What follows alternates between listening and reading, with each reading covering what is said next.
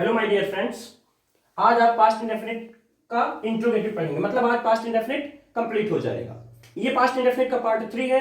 अगर आपने पार्ट 1 और पार्ट 2 नहीं देखा है तो इसको जल्दी से देख लीजिए, तभी ये समझ में आ जाएगा। लेकिन आसानी हो जाएगी और आपको समझने में जितना। और एक चीज, प्रेजेंट इंडेफिनिट टेंस और पास्ट इंडेफिनिट टेंस जितना बढ़िया से आप पढ़े रहेंगे, ये दो टेंसेस, उतना ही आसानी से आपको आगे आने वाले टेंसेस समझ में आते रहेंगे। ठीक है, उम्मीद है आप पिछले सारे वीडियोस देख के फिर इस वीडियो पे आ रहे हैं। चलिए आज हम पढ़ेंगे। सबसे पहले देखिए इधर, पहले हमने अफर्मेटिव कंप्लीट किया है, फिर हमने उसके बाद निगेटिव पढ़ा, उसके बाद आज पढ़ रहे हैं क्या, इंट्रोगेटिव। आज आपका इंट्रोगेटिव भी हो जाएगा और इंट्रोगेटिव निगेटिव भी हो जाएगा। अब जैसा कि मैंने आपको प्रेजेंट इंडेफिनिट के इंट्रोगेटिव बताया था कि इंट्रोगेटिव कितने प्रकार के होते हैं, दो प्रकार के होते हैं। कौन कौन से? एक जब क्वेश्चन वर्ड शुरू में हो और एक क्वेश्चन वर्ड बीच में हो। दो ही प्रकार के होते हैं, ध्यान रखिएगा। हर टेंस में, केवल एक टेंस की बात नहीं है। तो दो प्रकार के, क्वेश्चन वर्ड शुरू में, क्वेश्चन वर्ड बीच में। देखिए यहाँ पे दो रूल्स लिखे हुए हैं, जब क्वेश्चन वर्ड शुरू में हो और जब क्वेश्चन वर्ड बीच में हो। यहां मैं एक चीज आपको बताना चाहूंगा, ध्यान रखिएगा। मैं चार चीजें आपको बता रहा हूं, 4 पॉइंट्स, बहुत इंपॉर्टेंट पॉइंट्स है ये लाइफ टाइम के लिए याद रखिए। कोई पास्ट इंडेफिनिट की बात नहीं है, ध्यान रखिएगा। ये 4 पॉइंट्स इंट्रोगेटिव के लिए बता रहा हूं। देखिए पहला पॉइंट है, कभी भी क्वेश्चन वर्ड शुरू में रहे, ध्यान रखिएगा, कभी भी क्वेश्चन वर्ड शुरू में रहे तो हेल्पिंग वर्ब शुरू में आती है। ये पहला पॉइंट है। दूसरी चीज, कभी भी क्वेश्चन वर्ड बीच में रहे तो सबसे पहले क्वेश्चन वर्ड आता है। जैसे देखिए इसमें क्वेश्चन वर्ड बीच में है, इसमें भी क्वेश्चन वर्ड बीच में है, तो क्वेश्चन वर्ड शुरू में आ जाएगा। जब हम ट्रांसलेट करेंगे इसका तो पहले क्यों, व्हाई आएगा, इसमें पहले कब का, व्हेन आएगा। ठीक है, तो दूसरी चीज क्या हुई, क्वेश्चन वर्ड कभी भी बीच में हो तो सबसे पहले क्वेश्चन वर्ड का बनाएंगे। तीसरी चीज क्या है, क्वेश्चन वर्ड के तुरंत बाद हेल्पिंग वर्ब आती है। क्वेश्चन वर्ड के तुरंत बाद हेल्पिंग वर्ब आती है, ये आपको कभी नहीं भूलना है। चौथी चीज, अगर इंट्रोगेटिव निगेटिव आ जाए, मतलब इंट्रोगेटिव भी रहे, क्वेश्चन भी पूछे और साथ साथ निगेटिव भी रहे, मतलब नहीं भी रहे, तो सब्जेक्ट के बाद नॉट लगा देते हैं। एक बार और सुनिए चारों चीजें जल्दी से। देखिए पहली चीज है, कभी भी क्वेश्चन वर्ड शुरू में हो तो हेल्पिंग वर्ब शुरू में, क्वेश्चन वर्ड बीच में हो तो सबसे पहले क्वेश्चन वर्ड के तुरंत बाद हेल्पिंग वर्ब, और इंट्रोगेटिव निगेटिव में सब्जेक्ट के बाद नॉट। क्लियर? चलिए सेंटेंस पे आते हैं। क्या आपने अपना काम किया? देखिए क्वेश्चन वर्ड कहां है, क्वेश्चन वर्ड कहां है, शुरू में है। ठीक है, लगाइए रूल, जब क्वेश्चन वर्ड शुरू में हो। मैंने कहा था आपको ये चीज नहीं भूलना है, क्वेश्चन वर्ड शुरू में रहेगा तो हेल्पिंग वर्ब शुरू में। मतलब ये देखिए यहाँ पे रूल लिखा भी है, डिड हेल्पिंग वर्ब है, ये पास्ट इंडेफिनिट की, ये स्टार्टिंग में आ जाएगा, डिड। फिर बारी किसकी आई, सब्जेक्ट आपने मतलब यू। ठीक है, डिड यू, बस नियम लगाते चलना है आपको। वर्ब का फर्स्ट फॉर्म, वर्ब क्या है, काम करना, करना वर्ब है, करना का यानी होता है डू, यानी करना वर्ब का फर्स्ट फॉर्म भी हो गया। बारी किसकी आई, ऑब्जेक्ट, क्या करना, आंसर मिला अपना काम, ये है हमारा ऑब्जेक्ट, अपना काम। अब सब्जेक्ट यू है तो अपना कहा या नहीं होगा, योर। पिछली वीडियोस में मैं ये बातें सिखा चुका हूं, उम्मीद है आप पिछली वीडियोस देख के ही आ रहे हैं। तो योर यानी अपना, काम होगा वर्क यानी। फाइनली हमारा सेंटेंस क्या बना, did you do your work, question mark जरूर लगाइए। देखिए यहाँ पे did you do your work, ये हमारा ऑब्जेक्ट हुआ। फिर ईटीसी कुछ नहीं था, सीधे क्वेश्चन मार्क लगा दिए। चलिए अगला सेंटेंस बनाते हैं। क्या सेंटेंस है, वह कहां गया, क्वेश्चन वर्ड कहां है, बीच में है। ठीक है, चलिए कौन सा रूल लगाएंगे, दूसरा वाला, जब क्वेश्चन वर्ड बीच में हो। क्वेश्चन वर्ड सबसे पहले क्या बनाएंगे, क्वेश्चन वर्ड, वही बात जो अभी 4 बातें मैं आपको बताया हूं। कभी भी क्वेश्चन वर्ड बीच में रहे तो सबसे पहले क्या आएगा, क्वेश्चन वर्ड आएगा। तो कहां को इंग्लिश में क्या कहेंगे, वेयर कहेंगे। ठीक है, वेयर क्वेश्चन वर्ड हो गया। बारी किसकी आई, हेल्पिंग वर्ब यानी डिड, लगाइए डिड। ये बात भी मैं आपको बता चुका हूं, 4 बातों में शामिल है कि क्वेश्चन वर्ड के तुरंत बाद हमेशा क्या आता है, हेल्पिंग वर्ब आती है। तो वेयर, डिड, सब्जेक्ट क्या है, वह को इंग्लिश में क्या कहेंगे, ही। ठीक है, वेयर डिड ही, वर्ब का फर्स्ट फॉर्म, वर्ब क्या है, गया, जाना वर्ब है, मैंने बोला था लास्ट में ना आएगा, तो गया ना बोल के आप बोलिए क्या, जाना होता है कहा यानी गो, गो या नहीं जाना, बन गया हमारा where did he go. Clear है? अब ऑब्जेक्ट किसी कुछ नहीं है, क्वेश्चन मार्क लगाइए, लगा दीजिए, क्या दिक्कत है। क्या बना? वेयर डिड ही गो। चलिए अगले सेंटेंस को पढ़ते हैं। क्या मोहन घर गया? यही सेंटेंस है हमारा। चलिए क्वेश्चन वर्ड कहां है? बस यही आपको देखते चल रहा है, क्वेश्चन वर्ड शुरू में है कि क्वेश्चन वर्ड बीच में, बस यही चीज आपको देखना है। तो क्वेश्चन वर्ड शुरू में है, लगाइए रूल, जब क्वेश्चन वर्ड शुरू में हो सबसे पहले क्या आएगा? डिड, लगाइए डिड। फिर सब्जेक्ट, सब्जेक्ट क्या है? मोहन, लिख दीजिए मोहन। डिड मोहन, वर्ब का फर्स्ट फॉर्म, वर्ब क्या है? जाना, जाना होता है गोइंग। फिर कहां जाए? अब ऑब्जेक्ट तो नहीं है, लेकिन ईटीसी में क्या? घर, यही बचा है ईटीसी, घर। घर होता है होम यानी या कि हाउस, ध्यान रखिएगा, चाहे आप होम कर दें तो भी सही है, चाहे आप हाउस कर दें तो भी सही होगा, लेकिन थोड़ा सा डिफरेंस है। क्या डिफरेंस है? होम लिखेंगे तो आपको टू नहीं लगाना है, लेकिन हाउस लिखेंगे तो आपको टू लगाना पड़ेगा। चलिए होम लिख देते हैं, टू लगाने की झंझट खत्म। क्या बना? Did Mohan go home. Clear है? चलिए अगले सेंटेंस की ओर देखते हैं। वह दूध क्यों नहीं लाया? क्वेश्चन वर्ड कहां है? बीच में है। चलिए लगाई रूल, जब क्वेश्चन वर्ड बीच में हो सबसे पहले क्या आएगा? क्वेश्चन वर्ड आएगा। क्यों? क्यों को इंग्लिश में क्या कहेंगे? व्हाई। ठीक है, क्वेश्चन वर्ड के तुरंत बाद हेल्पिंग वर्ब आता है, ये तो उस फॉर्मूले में भी था, जो चार चीजें मैं आपको बताया, बाकी यहां देख लीजिए आप। क्वेश्चन वर्ड, क्वेश्चन वर्ड के तुरंत बाद क्या है? डिड, लिखिए डिड, व्हाई, डिड, बारी किसकी आई? सब्जेक्ट, सब्जेक्ट क्या है? वह, वह यानी ही। व्हाई डिड ही, वर्ब का फर्स्ट फॉर्म, वर्ब क्या है? लाना। ठीक है, लाना का नहीं होता है? ब्रिंग यानी लाना।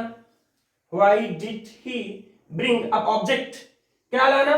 आंसर मिला दूध, इंग्लिश में मिल्क, बन गया why did he bring milk. अब ट्रेन कब आई? इस सेंटेंस को देखिए, क्वेश्चन वर्ड कहां है? बीच में है, लगाइए रूल, जब क्वेश्चन वर्ड बीच में हो सबसे पहले क्या आएगा? क्वेश्चन वर्ड आएगा, मतलब कब, कब को इंग्लिश में क्या कहेंगे? व्हेन। ठीक है, क्वेश्चन वर्ड हो गया, बारी किसकी आई? डिड, लिखिए डिड। बस ऐसे जिसकी बारी आए लिखते चलिए आप, दिमाग मत लगाइए अलग से।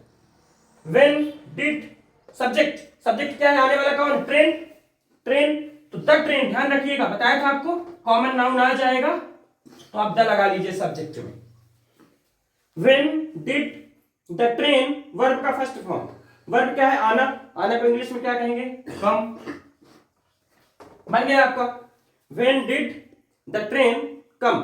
सुनिए थोड़ा सा, देखिए ये क्लियर होगा आपका कि क्वेश्चन वर्ड शुरू में हो, क्वेश्चन वर्ड बीच में हो। मैंने कहा था कि आज इंट्रोगेटिव निगेटिव भी कंप्लीट कर देना है, तो ध्यान रखिएगा इंट्रोगेटिव निगेटिव, अगर आपने प्रेजेंट इंडेफिनिट का इंट्रोगेटिव देखा है तो आपको ये बिल्कुल भी कठिन नहीं लगना चाहिए, एक भी कठिन, ये बहुत आसान बल्कि लगना चाहिए, ऐसा लगेगा इससे आसान तो कुछ है ही नहीं। तो प्रेजेंट इंडेफिनिट के इंट्रोगेटिव मैंने आपको बताया हुआ है कि कभी भी इंट्रोगेटिव निगेटिव साथ साथ आ जाए तो उस टाइप में क्या करेंगे? सब्जेक्ट के बाद नॉट, मतलब अगर मान लीजिए ऐसा आ गया, ध्यान दीजिए थोड़ा सा, अगर दिक्कत हो रही समझने में थोड़ा ध्यान दीजिए, एक मिनट और। क्या आपने अपना काम नहीं किया, मतलब इंट्रोगेटिव भी आ गया और निगेटिव भी आ गया, तो हम कैसे बना देंगे? Did you not do your work, मतलब सब्जेक्ट के बाद नॉट। कहने का मतलब है कि इंट्रोगेटिव निगेटिव अलग से पढ़ने की जरूरत हमें नहीं पड़ती किसी भी टेंस में, हम क्या करेंगे? सब्जेक्ट के बाद नॉट लगाते चलेंगे। जैसे वह कहां नहीं गया, तो क्या हो जाएगा? Where did he not go, subject के बाद नॉट। क्या मोहन घर नहीं गया? Did Mohan not go home. फिर वह दूध क्यों नहीं लाया, मान लीजिए सेंटेंस निगेटिव भी आ गया, तो why did he not bring milk, subject के बाद क्या करेंगे? नॉट, अलग से कुछ नहीं करना आपको। ट्रेन कब नहीं आई? When did the train not come. ठीक है, कुछ सेंटेंसेस हम और देखते हैं। चलिए हमारा सेंटेंस क्या है? क्या बढ़ई नहीं आया।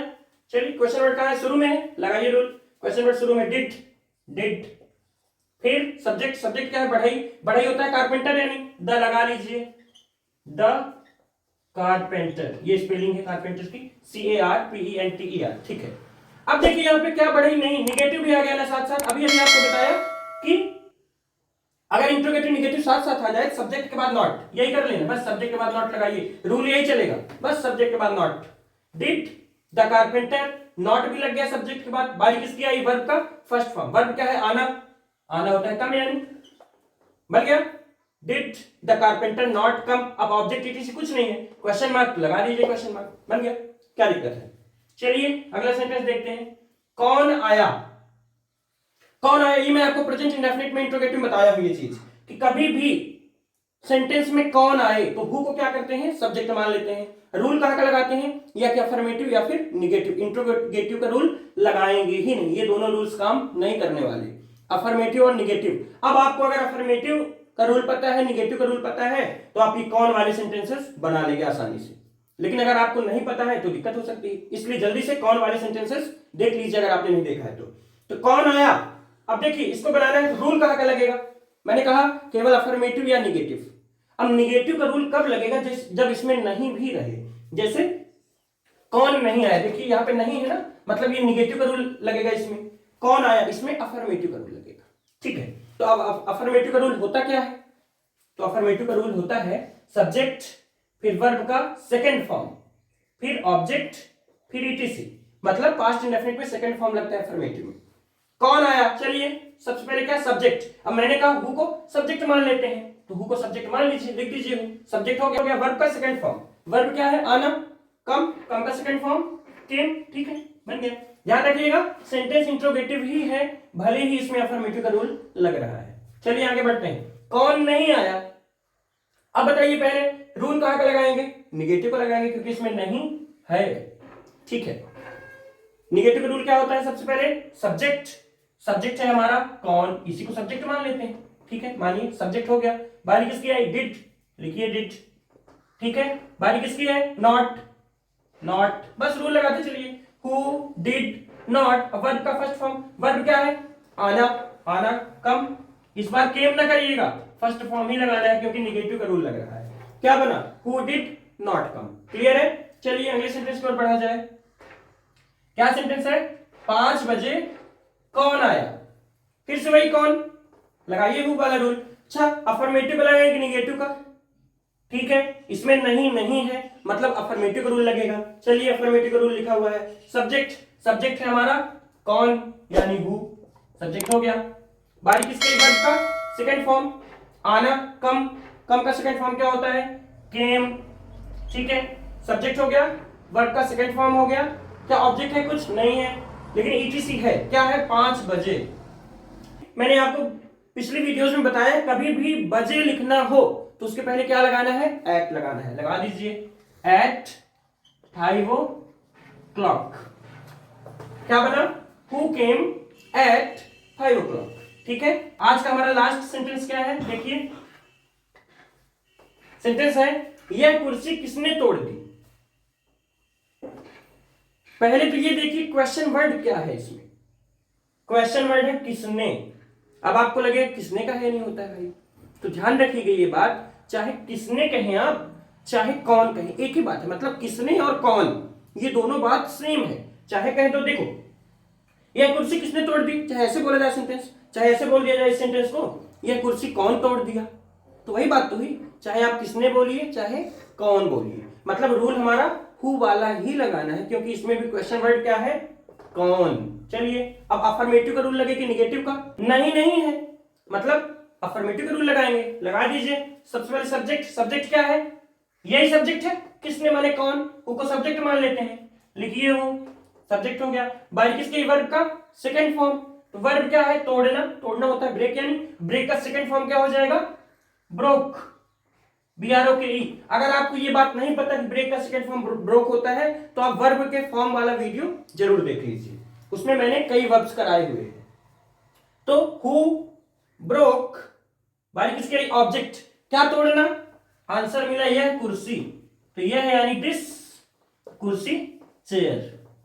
क्या बना फाइनली हमारा sentence, who broke this chair. ये आज आपका पास्ट इंडेफिनिट टेंस कंप्लीट हो गया है। लेकिन इसके पहले जाने से पहले मैं आपको एक सूचना देना चाहूंगा कि आने वाला जो टेंस है फ्यूचर इंडेफिनिट, उसका जो पहला पार्ट है वो बहुत ज्यादा इंपॉर्टेंट है, उसमें मैं कुछ इंटरेस्टिंग चीजें लेकर आने वाला हूं, ठीक है। चलिए तब तक के लिए thank you, best of luck.